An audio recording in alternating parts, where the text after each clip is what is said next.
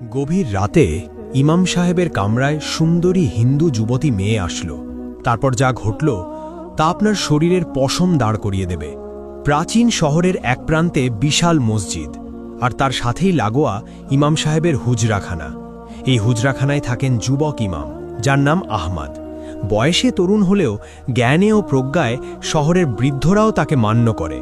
একদিন গভীর রাতে যখন সবাই ঘুমে, আহমদ তখন হারিকেনের নিভু নিভু আলোয় কিতাব পড়ছিলেন। হঠাৎ দরজায় কড়াঘাত শোনা গেল।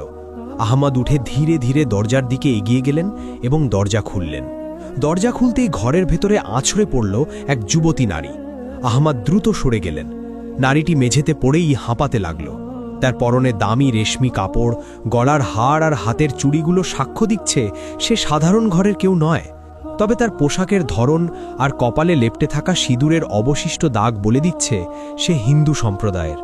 আহমদ দ্রুত দৃষ্টি নামিয়ে নিলেন, কিন্তু নারীটি ঝট করে উঠে আহমদের পা জড়িয়ে ধরল এবং বলল, দয়া করুন, আমাকে বের করে দেবেন না, ওরা আমাকে মেরে ফেলবে।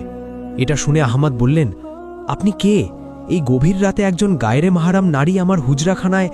এটা অসম্ভব, আপনি এখনই এখান থেকে যান।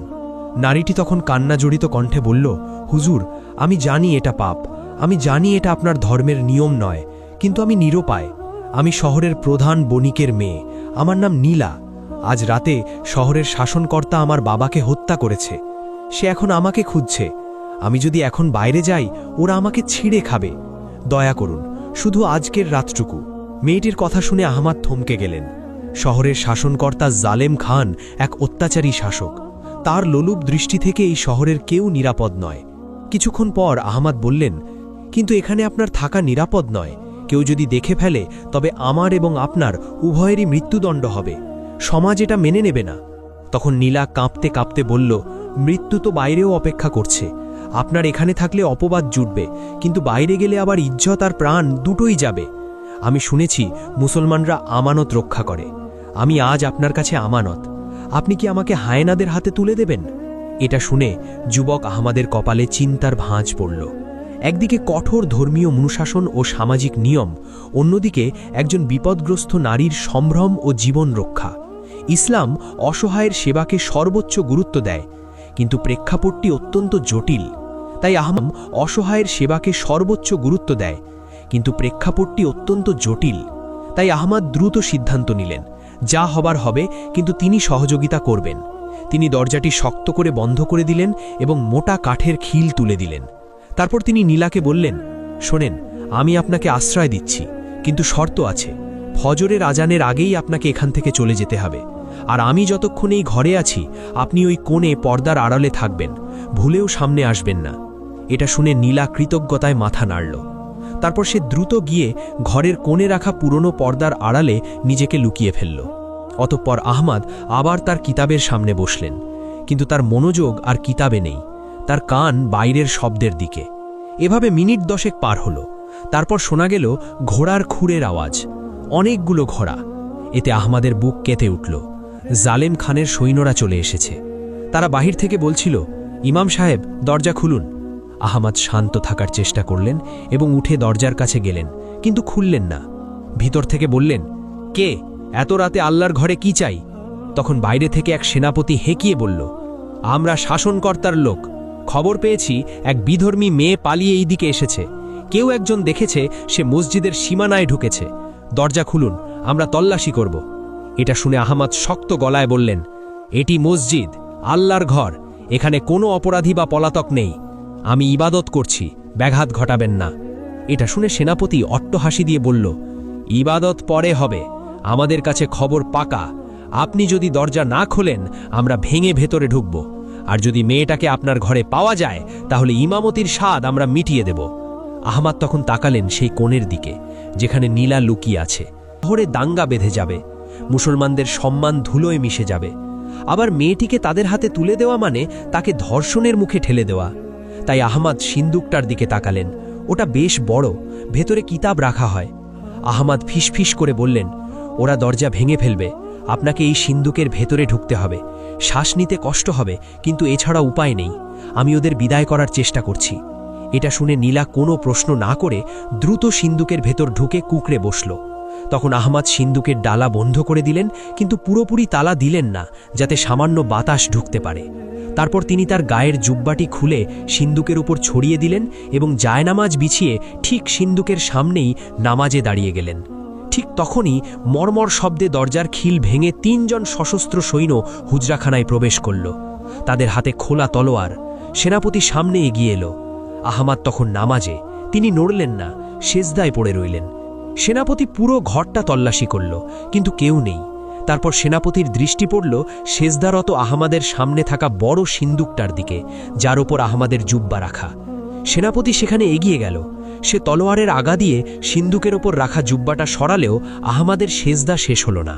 ঠিক সেই মুহূর্তে বাইরে থেকে আরেকজন সৈন্য দৌড়ে এলো এবং বলল, সেনাপতি সাহেব, খবর পাওয়া গেছে মেয়েটিকে নদীর ঘাটের দিকে দৌড়াতে দেখা গেছে। আমরা এখানে সময় নষ্ট করছি।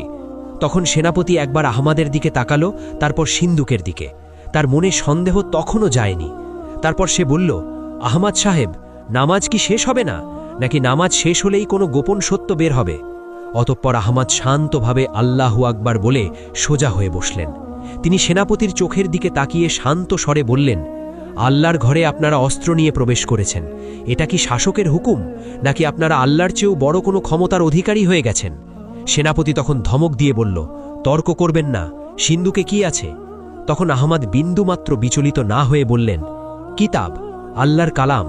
আপনারা চাইলে খুলে দেখতে পারেন, তবে মনে রাখবেন, যদি সেখানে আপনারা যা খুঁজছেন তা না পান, তাহলে আল্লাহর ঘরের অবমাননার জন্য কিয়ামতের দিন জবাব দিতে হবে। আহমাদের কণ্ঠে এমন এক গাম্ভীর্য ছিল যে সেনাপতি মুহূর্তের জন্য থমকে গেল। সে ভাবল, একজন ইমাম মিথ্যা বলবে না। অতঃপর সেনাপতি সঙ্গীদের বলল, চল, আমরা ঘাটে যাই, এখানে সময় নষ্ট করে লাভ নেই। অতঃপর সৈন্যরা বেরিয়ে গেল। যাওয়ার সময় ভাঙা দরজাটা দড়াম করে লাগিয়ে দিয়ে গেল। তারপর দ্রুত উঠে দরজাটা কোনোমতে আটকে দিলেন। এরপর দৌড়ে গিয়ে সিন্দুকের ডালা খুললেন। কিন্তু নীলা এতক্ষণে জ্ঞান হারিয়ে ফেলেছে। অক্সিজেনের অভাবে তার মুখ নীল হয়ে গেছে। তখন আহমাদ দ্রুত তাকে সিন্দুক থেকে বের করে মেঝের ওপর শোয়ালেন। হাতে পানি নিয়ে তার মুখে ছিটিয়ে দিলেন। ফলে কিছুক্ষণ পর নীলা চোখ মেলল। সে দীর্ঘ শ্বাস নিল। তখন আহমাদ স্বস্তির নিঃশ্বাস ফেলে বললেন, ওরা চলে গেছে, কিন্তু ওরা বেশিক্ষণ দূরে থাকবে না। ঘাটে গিয়ে যখন দেখবে আপনি নেই, তখন ওরা আবার এদিকেই আসবে, কিংবা শহরে চিরুনি অভিযান চালাবে। এটা শুনে নীলা উঠে বসল এবং কৃতজ্ঞতার সুরে বলল, আপনি আমার প্রাণ বাঁচিয়েছেন, কিন্তু এখন আমি কোথায় যাব? আমার বাড়ি ওরা পুড়িয়ে দিয়েছে। আমার আত্মীয়রা ভয়ে কেউ দরজা খুলবে না। এটা শুনে আহমাদ কিছুক্ষণ চিন্তা করলেন। তারপর বললেন, শহরের পশ্চিম গেটের কাছে পুরনো গোরস্থান আছে। সেখানে একজন বৃদ্ধ খাদেম থাকেন। তিনি আমার পরিচিত এবং অত্যন্ত বিশ্বস্ত। আপাতত আপনাকে সেখানে রেখে আসা ছাড়া আর কোনো পথ নেই। কিন্তু সমস্যা হলো, পশ্চিম গেটে পৌঁছাতে হলে শহরের প্রধান বাজার পার হতে হবে, আর এখন সেখানে প্রহরীদের কড়া নজরদারি। এটা শুনে নীলা বলল, আমি তৈরি, আপনি যা বলবেন আমি তাই করব। তখন আহমাদ বললেন, আপনার এই পোশাকে যাওয়া যাবে না, এটা দেখলেই ওরা চিনতে পারবে। অতঃপর আহমাদ তার আলমারি থেকে একটি কালো বোরখা বের করলেন। এটি তার মায়ের স্মৃতিচিহ্ন, তিনি যত্ন করে রেখে দিয়েছিলেন, এবং বললেন, এটি পরুন, আপাদমস্তক ঢেকে নিন, আর একটি কথাও বলবেন না। যদি কেউ প্রশ্ন করে আমি উত্তর দেব। আপনি আমার স্ত্রী সেজে আমার সাথে যাবেন। এই কথা শুনে নীলা চমকে বলল, তাই বলে স্ত্রীর পরিচয় দিব? তখন আহমাদ বললেন, হ্যাঁ, এছাড়া কোনো উপায় নেই। যদি প্রহরীরা আটকায়, তবে আমি বলবো আমার স্ত্রী অসুস্থ, তাকে হাকিমের কাছে নিয়ে যাচ্ছি। একজন ইমাম তার অসুস্থ স্ত্রীকে নিয়ে রাতে বের হলে কেউ সাধারণত সন্দেহ করবে না। অতঃপর নীলা বোরখাটি হাতে নিল। সে ভিন্ন ধর্মের, ভিন্ন সংস্কৃতির, কিন্তু আজ জীবন বাঁচাতে তাকে এই বেশ ধারণ করতে হচ্ছে। অতঃপর বোরখা পরার পর নীলা যেন সম্পূর্ণ অন্য মানুষ হয়ে গেল। আহমদ হাতে হারিকেন নিয়ে বললেন, চলুন, ভোর হওয়ার আগেই আমাদের ফিরতে হবে। অতঃপর তারা দুজন গভীর রাতেই রাস্তায় নামল। ইমাম আহমদ সামনে, পেছনে বোরখা পরিহিতা নীলা। জনমানবহীন রাস্তা। কিছুদূর যাওয়ার পর বাজারের মোড়ে তারা দেখল একদল মশালধারী প্রহরী দাঁড়িয়ে আছে। তারা প্রত্যেককে থামাচ্ছে। তখন আহমদ নীলাকে ফিসফিস করে বললেন, ভয় পাবেন না, শুধু আমার পাশে থাকবেন, আমার হাত ধরবেন না, দূরত্ব বজায় রাখবেন, কিন্তু খুব বেশি দূরেও যাবেন না। অতঃপর প্রহরীদের সামনে আসতেই একজন পথ রোধ করল এবং বলল, দাঁড়ান, এত রাতে কোথায় যাওয়া হচ্ছে? আহমদ তখন হারিকেন উছিয়ে ধরলেন, যাতে আলো তার নিজের মুখে পড়ে, এবং বললেন, আমি মসজিদের ইমাম আহমদ। এই কথা শুনে প্রহরীটি চিনে পেরে বলল, ওহ হুজুর, মাফ করবেন, কিন্তু এত রাতে কোথায় যাচ্ছেন? আহমাদ তখন শান্ত গলায় বললেন, আমার স্ত্রী হঠাৎ খুব অসুস্থ হয়ে পড়েছে, পেটে তীব্র ব্যথা, পশ্চিম পাড়ার হাকিম দাদুর কাছে নিয়ে যাচ্ছি, দেরি করা সম্ভব ছিল না। এটা শুনে প্রহরীটি পেছনের বোরখা পরা নারীর দিকে তাকালো এবং বলল, কিন্তু হুজুর, আজ রাতে খুব কড়াকড়ি, শাসনকর্তার হুকুম, কাউকে সন্দেহজনক মনে হলেই আটক করতে হবে, একজন পলাতক আসামিকে খোঁজা হচ্ছে। এটা শুনে আহমাদ বললেন, আমি কি পলাতক আসামি, নাকি আমার অসুস্থ স্ত্রী আসামি? আমাদের যেতে দাও, দেরি হলে অঘটন ঘটে যেতে পারে। এই কথায় প্রহরীটি ইতস্তত করল। তখন অন্য একজন প্রহরী এগিয়ে এসে বলল, হুজুরকে যেতে দে, উনি তো আর মিথ্যে বলবেন না, তাছাড়া ওই মেয়ে তো হিন্দু, আর ইনি হুজুরের স্ত্রী, যা রাস্তা ছাড়। এই বলে প্রহরীরা সরে দাঁড়ালো। আহমাদ তখন সামনে পা বাড়ালেন, নীলাও তাকে অনুসরণ করল। তাদের হৃৎপিণ্ডি তখনও দ্রুত ধুকপুক করছে। কিছুক্ষণ যাওয়ার পর আরেকটি গেট আসলো। সেখানে দাঁড়িয়ে আছে এক বিশাল দেহী হাবশি জল্লাদ, যার নাম কালু। কালু মানুষের গন্ধ সুখে বলে দিতে পারে কে আপন আর কে পর। কালু দূর থেকে তাদের আসতে দেখল, তাই সে তার বিশাল কুঠারটা মাটিতে ঠুকে হুঙ্কার দিল, থামো। আহমাদ থমকে দাঁড়ালেন, এই লোকটাকে কথায় ভুলানো যাবে না। অতঃপর কালু এগিয়ে নীলার দিকে তাকালো। সে নীলার কাছে গিয়ে গভীরভাবে শ্বাস নিল। তারপর সে কর্কশ গলায় বলল, এই নারীর শরীর থেকে রেশমি কাপড়ের ঘ্রাণ আসছে। গরিব ইমামের বউ রেশমি কাপড় পরে না, আর হুজুরের বউয়ের পায়ে সোনার নুপুর থাকে না, যার শব্দ আমি এখান থেকেই পাচ্ছিলাম। এটা শুনে আহমাদ শিউরে উঠলেন। বোরখার নিচে নীলার পায়ে যে নুপুর বা রেশমি কাপড় আছে তা খোলার সময় পাওয়া যায়নি। অতঃপর কালু কুঠার তুলে বলল, বোরখা খোলো, আমি দেখতে চাই কে ভেতরে। তখন আহমাদ কালুর সামনে গিয়ে দাঁড়ালেন। তার হাতে কোনো অস্ত্র নেই, শুধু ইমানি তেজ। তারপর বললেন, নারীর গায়ের কাপড়ে হাত দেওয়ার আগে আমাকে মারতে হবে। এটা শুনে কালু হেসে বলল, তাহলে তাই হোক। এই বলে সে কুঠার ঘোরালো। ঠিক সেই মুহূর্তে অন্ধকারের ভেতর থেকে একটি তীর এসে বিঁধল কালুর হাতে, ফলে কুঠারটা ছিটকে পড়ে গেল। এমন সময় অন্ধকারের ভেতর থেকে পরিচিত এক কণ্ঠস্বর ভেসে এলো, দৌড়ান হুজুর। ফলে আহমাদ আর নীলা মুহূর্ত দেরি না করে গেটের পাশের ছোট সুড়ঙ্গ পথের দিকে দৌড় দিল। অতঃপর সুড়ঙ্গ দিয়ে শহরের বাইরে বের হয়ে তারা গোরস্থানের দিকে ছুটল। অন্ধকারে হোঁচট খেতে খেতে তারা এগোচ্ছে। নীলার শ্বাসকষ্ট হচ্ছে, বোরখার নিচে ভারী রেশমি কাপড় শরীরের সাথে লেপ্টে আছে। দৌড়ানো তার জন্য কঠিন হয়ে পড়েছে, কিন্তু থামার উপায় নেই। পেছনে মশালের আলো আর সৈন্যদের চিৎকার শোনা যাচ্ছে। অতঃপর গোরস্থানের সীমানা প্রাচীরের কাছে পৌঁছে তারা থামল। জায়গাটা জনবসতি থেকে বেশ দূরে, প্রাচীন ঝাউ গাছের জঙ্গলে ঘেরা। দেওয়ালের এক জায়গায় ভাঙা অংশ দিয়ে তারা প্রবেশ করল। গোরস্থানের পরিবেশটা ভুতুড়ে, শত শত বছর পুরনো কবর, কোনোটা ভেঙে গেছে, কোনোটা আগাছায় ঢাকা, আর মাঝখানে একটা ছোট কুঁড়ে ঘর। ওখানেই থাকার কথা সেই বৃদ্ধ খাদেমের। আহমাদ কুঁড়ে ঘরের দিকে এগোলেন। ভেতর থেকে টিমটিম করে আলো জ্বলছে। আহমাদ দরজায় গিয়ে বললেন, চাচা, আমি আহমাদ, দরজা খুলুন, খুব জরুরি। কিছুক্ষণ পর একজন বৃদ্ধ এসে দরজা খুলল এবং বলল, আহমাদ, এত রাতে মরা মানুষের দেশে জীবিতদের কি কাজ? তিনি আহমাদের পেছনে বোরখা পরা নীলাকে দেখে ভুরু কুচকালেন এবং বললেন, সঙ্গে কে? মৃত্যু কি আজ জোড়ায় এসেছে? আহমাদ তখন দ্রুত ঘরে ঢুকে নীলাকে ইশারা করলেন ভেতরে আসতে। তিনি বৃদ্ধের হাত ধরে বললেন, চাচা, হেয়ালি করার সময় নেই, জালিম খানের লোক আমাদের খুঁজছে, একে এখানে লুকিয়ে রাখতে হবে, আপনি ছাড়া বিশ্বাস করার মতো কেউ নেই। বৃদ্ধ খাদেম নীলার দিকে তাকিয়ে থাকলেন কিছুক্ষণ, তারপর বললেন, জালিম খানের লোক? তারা তো জ্যান্ত মানুষকে মারে, মরা মানুষকে ভয় পায় না, এখানেও ওরা আসবে। তখন আহমাদ বললেন, অন্তত আজকের রাতটা, কাল ভোরে আমি অন্য ব্যবস্থা করব। এই কথা শুনে বৃদ্ধ মাথা নেড়ে বললেন, ঠিক আছে, তবে মাটির ওপর থাকা নিরাপদ নয়। গোরস্থানের নিচে পুরনো একটা সুড়ঙ্গ আছে, যেটা অনেক আগে লুণ্ঠনকারীরা ব্যবহার করত, ওটা এখন কেউ চেনে না, তোরা সেখানে যা। অতপর বৃদ্ধ ঘরের মেঝের একটা পুরনো চট সরালেন। নিচে একটা কাঠের পাটাতন, সেটা তুলতেই অন্ধকার সিঁড়ি দেখা গেল। ভ্যাপসা গন্ধ উঠে এলো নিচ থেকে। বৃদ্ধ বললেন, দ্রুত নাম, আমি উপর থেকে বন্ধ করে দেব। আহমাদ তখন হারিকেন হাতে নিলেন। নীলা ভয়ে ভয়ে আহমাদের হাত খামচে ধরল। আহমাদ কিছু বললেন না, সাবধানে সিঁড়ি দিয়ে নিচে নামতে শুরু করল। সুড়ঙ্গটা মাটির অনেক নিচে। হারিকেনের আলোয় দেখা গেল দুপাশে সারি সারি কঙ্কাল পড়ে আছে। সম্ভবত এরা সেই লুণ্ঠনকারী যারা পথ হারিয়ে এখানেই মারা গিয়েছিল। নীলা ভয়ে চিৎকার দিতে গিয়েও নিজেকে সামলালো। তখন আহমাদ বললেন, ভয় পাবেন না, মৃতরা ক্ষতি করে না, জীবিতরাই ভয়ের কারণ। অতপর তারা সুড়ঙ্গের শেষ মাথায় গিয়ে পৌঁছালো। জায়গাটা একটু প্রশস্ত, সেখানে একটা পাথরের বেদির মতো জায়গা। আহমাদ সেখানে হারিকেনটা রাখলেন। নীলা বোরখার মুখাবরণ সরালো, তার ফর্সা মুখটা ফ্যাকাশে হয়ে গেছে।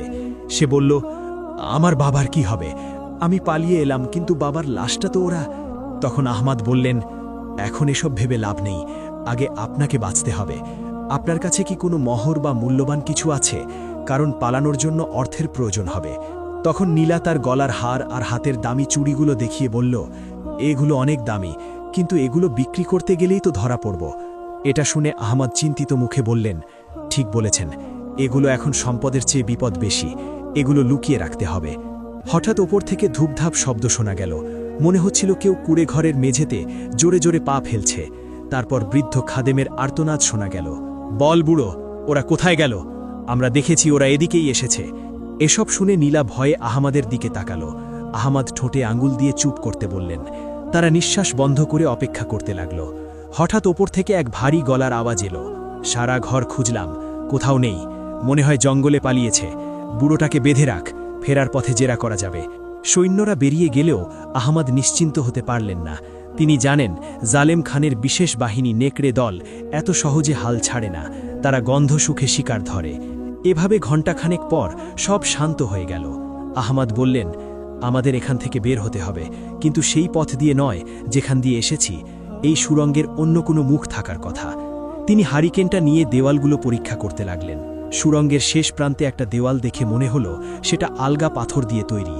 আহমাদ ধাক্কা দিতেই একটা পাথর নড়ে উঠল। তারপর তিনি আর নীলা মিলে পাথরগুলো সরাতে লাগলেন। পাথর সরানোর পর ওপাশে দেখা গেল আরেকটা অন্ধকার পথ, কিন্তু সেখান থেকে বাতাসের ঝাপটা আসছে, মানে ওটা বাইরের দিকে গেছে। তাই আহমাদ বললেন, চলুন এদিকেই যাওয়া যাক। অতপর তারা সেই নতুন পথ ধরে হাঁটলেন। পথটা ক্রমশ ওপরের দিকে উঠেছে। অনেকটা পথ হাঁটার পর তারা একটা ঝোপের আড়ালে বের হলেন। জায়গাটা অচেনা, দূরে শহরের আলো দেখা যাচ্ছে, কিন্তু উল্টো দিকে। তারা শহরের প্রাচীরের বাইরে বেরিয়ে এসেছেন। তখন নীলা বলল, এটা কোথায়?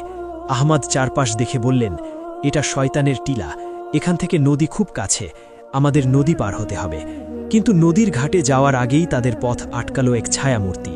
ছায়ামূর্তিটি ঝাড়ের আড়াল থেকে বের এলো। তার হাতে ধনুক, মুখ কালো কাপড় দিয়ে ঢাকা। সে বলল, আমি জানতাম তোমরা এই পথেই বের হবে। কিন্তু কণ্ঠস্বরটি নারীদের মতো ছিল। তাই আহমাদ সতর্ক হয়ে দাঁড়ালো। তুমি কে? তুমি কি গেটে সেই তীর ছুঁড়েছিলে? ছায়ামূর্তি তখন মুখের কাপড় সরালো। এক তেজোদ্দীপ্ত তরুণী, তার চোখের দৃষ্টি তীক্ষ্ণ। সে বলল, আমার নাম সারা, আমি জালেম খানের প্রাসাদে কাজ করি, কিন্তু আমি বিদ্রোহীদের গুপ্তচর। নীলা দেবীকে বাঁচানো আমার দায়িত্ব। এই কথা শুনে নীলা অবাক হয়ে বলল, তুমি আমাকে চেনো? তখন সারা বলল, আপনার বাবা আমাদের অনেক সাহায্য করতেন, তার মৃত্যুর খবর পেয়েই আমি বেরিয়ে পড়েছি। ইমাম সাহেব, আপনি অনেক ঝুঁকি নিয়েছেন, এখন দায়িত্ব আমার। এটা শুনে আহমাদ বললেন, তুমি একা পারবে না, জালেম খানের নেকড়ে দল তোমাদের গন্ধ পেয়ে যাবে, নদী পার হওয়া সহজ হবে না।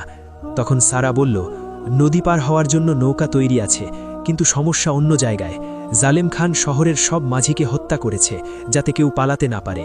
আমাদের নিজেদেরই নৌকা চালাতে হবে। তাছাড়া নদীতেও আজ রাতে রাজকীয় টহল চলছে।